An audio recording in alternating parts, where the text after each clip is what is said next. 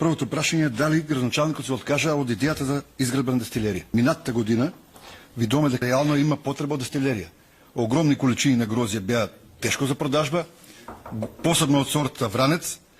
Голем дел од сорта Вранец лозарите беа приморани да остават дома без нивна потреба, и затоа и директно влијаат и на загадувањето во општина Кавадарци, а голем дел од истата сорта беше и оставен реално на лозите.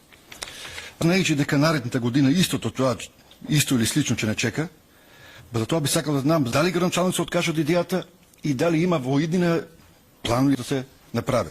Второто прашање ми е зошто ни се случува после секој пообилен дожд заматување на водата. Дали има некое решение за овој проблем да се реши? Која е причината и како може во иднина, дали се работи нешто за тоа да се отстране ова појава?